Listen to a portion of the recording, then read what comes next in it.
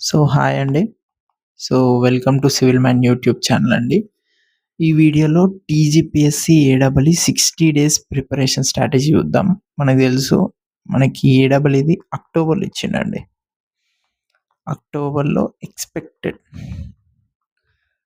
Expected exam date October అని ఇచ్చాడు. Almost around 60 days ఉంది కాబట్టి ఆ 60 డేస్ మనం ఎట్లా యుటిలైజ్ చేసుకోవాలో చూద్దాం. ఓకే. వీడియోలోకెళ్ళే ముందు ఒక్కసారి నా క్రెడెన్షియల్స్ చెప్పేస్తా అండి క్విక్‌గా. నా క్రెడెన్షియల్స్ ఆల్రెడీ నా ఓల్డ్ వీడియోస్‌లో కూడా చెప్పేసిన. నేను గేట్ క్వాలిఫైడ్ అండి. ఏడబ్ల్యూ నోటిఫికేషన్ 2022లో 117 అండి నా స్కోర్. స్కోర్ అంటే నేను number of questions correctly answered and నాకు 5+ ఇయర్స్ ఎక్స్‌పీరియన్స్ ఉందండి ఈ గవర్నమెంట్ ఎగ్జామ్స్‌లో. ఐ మీన్ సివిల్ ఇంజినీరింగ్‌లో. ఓకే. ఇది ఏడబ్ల్యూ ప్రూఫ్ అండి. ఇది నా hall ticket number. Hall ticket ఇది జనరల్ ర్యాంకింగ్ లిస్ట్ అండి. ఇవి ప్రూఫ్స్. ఓకే. వీడియో లోపలికి వెళ్ళిపోదాం ఇంకా. ఓకే. ఈ 60 డేస్ హై ఇంటెన్సిటీ స్ట్రాటజీని మనం బేసిక్‌గా 3 ఫేజెస్‌లో పెట్టామండి. Phase 1, phase 2, phase 3. ఫేజ్ 1 వచ్చి 0-20 days preparation phase. Next phase 2 వచ్చేసి 20-35 డేస్. ఇది వచ్చేసి ట్రాన్సిషన్ ఫేజ్. నెక్స్ట్ ఫేజ్ 3 వచ్చేసి 35-60 డేస్. ఇది వచ్చేసి ఫైనల్ ఫేజ్. అండ్ ఎండింగ్‌లో ఒక రివిజన్ బ్యాచ్ ఉందండి. మీరు కావాలంటే జాయిన్ అవ్వచ్చు. నేను ఎండింగ్‌లో చెప్తా. ఓకే. ఇప్పుడైతే మనం ఈ ఫేజెస్ గురించి తెలుసుకుందాం. ఫస్ట్ ఫేజ్ 1లోకి వెళ్దామండి. ఓకే. ఫస్ట్ మన ఫేజ్ ఏంటిది? ఓకే. ఫస్ట్ ఫేజ్ 1 అండి. ఓకే. ఇది మనదేంది, మనం 0-20 డేస్ లోపు ఈ ఫేజ్ 1 అనేది కంప్లీట్ చేస్తామన్నమాట. అండ్ ఈ ఫేజ్ పేరు వచ్చేసి ప్రిపరేషన్ ఫేజ్. దీన్ని ఎందుకు ప్రిపరేషన్ ఫేజ్ అంటామో మీకు తెలుస్తది కొద్దిసేపట్లో. First complete these subjects. ఈ సబ్జెక్ట్స్ నేను ఇప్పుడు ఏదైతే చెప్తున్నానో ఇది మీరు 100% కంప్లీట్ చేసి ఉండాలండి. ఓకే. ఇన్ కేస్ మీరు కంప్లీట్ చేయకపోతే ఏం చేయాలో కూడా నేను చెప్తా, టెన్షన్ పడకండి. First soil mechanics, environmental engineering, strength of materials, fluid mechanics, transportation, hydrology, irrigation, survey, structure analysis, building material, RCC. ఇవి మీరు 100% కంప్లీట్ చేయాలి. బట్ ఇట్స్ ఓకే అండి. కొన్నిసార్లు 1-2 సబ్జెక్టులు వదిలేయాల్సి వస్తది. ఐ మీన్ వదిలేయడం అంటే కంప్లీట్ వదిలేయడం కాదు. నేను చదివేటప్పుడు ఏంది, నాకు స్ట్రక్చర్ అనాలిసిస్ అనేది వీక్ అండి. Structure analysis, RCC week. అప్పుడు నేనేంది సబ్జెక్ట్స్ మొత్తం వదిలేయలేదండి. నేనేం చేశా, first previous year question papers తీసుకున్నా. అందులోంచి ఇంపార్టెంట్ టాపిక్స్ ఎతికిన. ఏది, స్ట్రక్చర్ అనాలిసిస్ అండ్ ఆర్‌సీసీ. ఇది ప్రీవియస్ ఇయర్ క్వెషన్స్‌లోంచి ఇంపార్టెంట్ టాపిక్స్ ఎతికి ఆ ఇంపార్టెంట్ టాపిక్స్ కంప్లీట్ చేసిన అనమాట. మీరు ఎప్పుడైనా గుర్తుపెట్టుకోండి, ఏ సబ్జెక్ట్‌ని మనం కంప్లీట్‌గా వదిలేయొద్దు. ఓకే. ఎవ్రీ సబ్జెక్ట్ మీకు మినిమమ్ నాలెడ్జ్ ఉండాలి. అంటే ఏంటిది, ఈజీ క్వెషన్‌ని మీరు వదిలేయొద్దు. ఏ సబ్జెక్ట్‌లోంచి అయినా సరే ఈజీ క్వెషన్ వచ్చిందంటే అది మనం వదిలేయద్దు. ఎందుకంటే వేరేవాడు ఖచ్చితంగా చదివేసి ఉంటాడు. మీరేం చేయాలి, ఏదన్నా ఒక సబ్జెక్ట్ వదిలేస్తున్నారనుకోండి, ప్రీవియస్ ఇయర్ క్వెషన్స్‌కెళ్ళి దాంట్లోంచి ఇంపార్టెంట్ టాపిక్స్ చదువుకొని అట్‌లీస్ట్ ఇంపార్టెంట్ టాపిక్స్ చదువుకోండి. ఏ సబ్జెక్ట్ వదలొద్దు. నేను మళ్ళీ మళ్ళీ చెప్తున్నా. నాకు చానా ఎక్స్‌పీరియన్స్ ఉందండి. నేను చెప్తున్నా, ఏ సబ్జెక్ట్ వదిలొద్దు. ఎందుకంటే ఒక్కోసారి మీరు వదిలేసిన సబ్జెక్ట్‌లోంచి వెయిటేజ్ గనుక ఎక్కువొచ్చిందంటే మీకు కాన్ఫిడెన్స్ పోతది. ఎగ్జామ్ పీకుతది.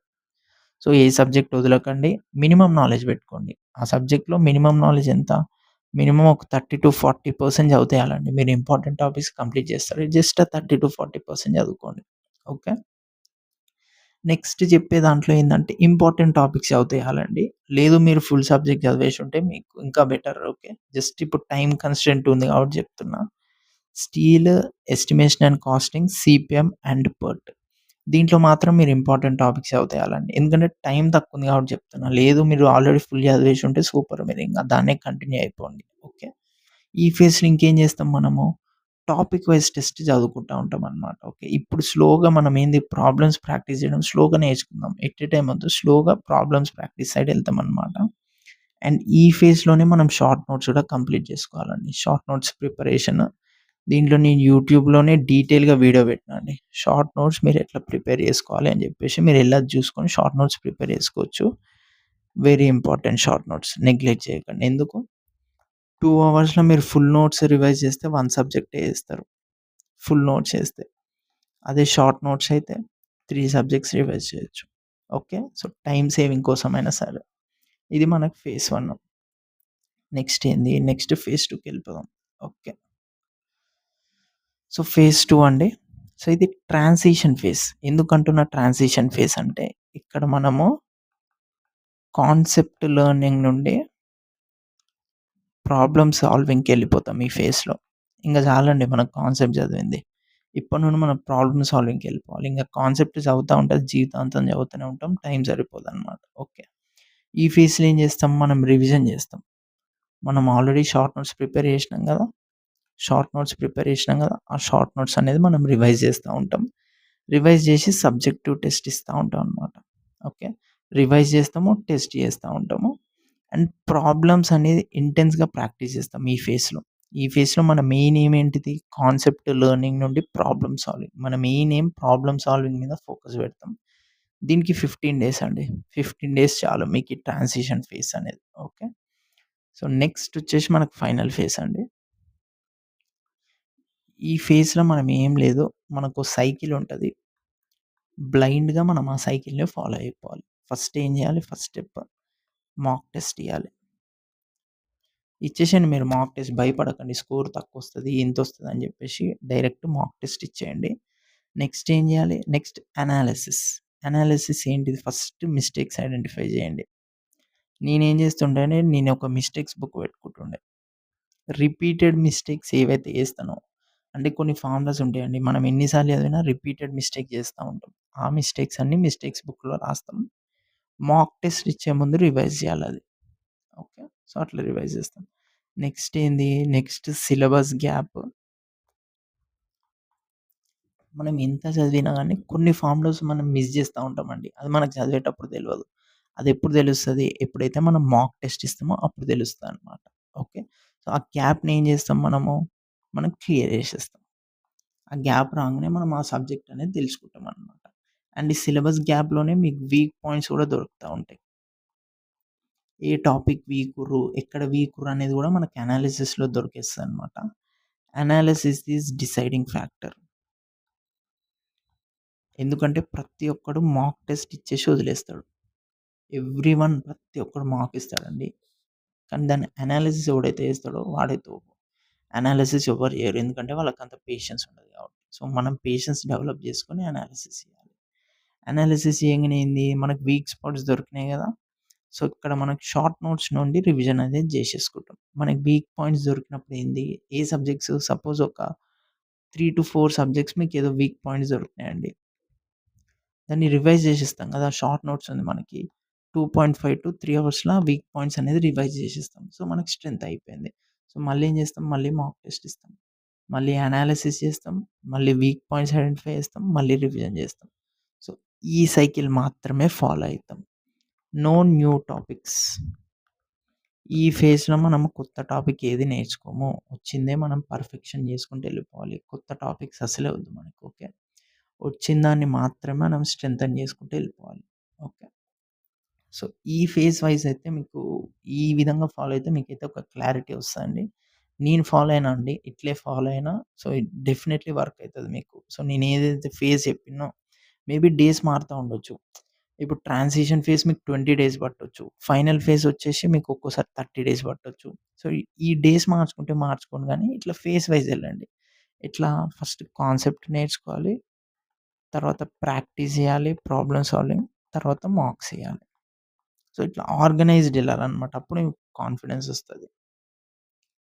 నెక్స్ట్ ఓకే అండి. మాకు సిలబస్ అయిపోయింది. ఆర్ ఆర్ 80% 70-80% ఆఫ్ సిలబస్ అయిపోయింది. మేము రివిజన్ జేయాలి. మాకు ప్రాబ్లమ్స్ గూడా ప్రాక్టీస్ చేయాలి. బట్ మాకు సోర్సెస్ దొరకట్లేదు. అనే వాళ్ళ కోసం ఈ బ్యాచ్ అండి. 5000 ప్లస్ ప్రాబ్లమ్స్ ఉంటాయండి. అది గూడా ప్రాబ్లమ్ అంటే ఏంది? నేను క్వెషన్ చెప్పి ఆన్సర్ చెప్పను. దాని బ్యాక్ ఎండ్‌లో ఉన్న కాన్సెప్ట్ చెప్తా. దాంట్లోంచి ఇంకేమైనా క్వెషన్స్ వచ్చినాయా చెప్తా. దాంట్లోంచి ఏదైనా ప్రీవియస్ ఇయర్ క్వెషన్ వచ్చిందా చెప్తా. సో, ప్రాబ్లమ్స్ మాత్రమే కాదు కాన్సెప్ట్ కూడా వస్తదండి ప్రాబ్లమ్‌తో పాటు. అండ్ ఆ ప్రాబ్లమ్స్ కూడా ఇప్పుడు నేను డబుల్ ఈ చెప్పి ఫస్ట్ డబుల్ ఈ ప్రాబ్లమ్ చెప్పి నెక్స్ట్ జీటీ అట్లా రాండమ్‌గా ఉండదండి. Subject wise, unit wise problems అనేది ఎక్స్‌ప్లెయిన్ చేస్తామండి. ఆ 5000 విల్ బి ఆర్గనైజ్డ్ అన్నమాట. మరి ఆ ప్రాబ్లమ్స్ ఎక్కడి నుండొస్తాయి? ప్రీవియస్ ఇయర్ క్వెషన్స్ అండి. TGPSC, APPSC, IAS prelims. So, previous year questions మనకు రిపీట్ అయితాయని తెలుసు కదా! సో, ఆ క్వెషన్సే మనం ఎక్స్‌ప్లెయిన్ చేస్తాం.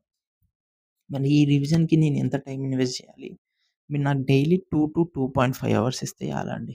నేను చూసుకుంటా రివిజన్ అనేది మీరు. నాకు మాత్రం 2-2.5 అవర్స్ కంపల్సరీ ఇచ్చేసేయాలి. అండ్ షార్ట్ కట్స్ కూడా ఎక్స్‌ప్లెయిన్ చేస్తామండి. ఆల్రెడీ క్లాసెస్ స్టార్ట్ అయింది. ఆగస్ట్ 30 లోపు మనకయిపోతదండి. ఇది కోర్స్ డీటెయిల్స్.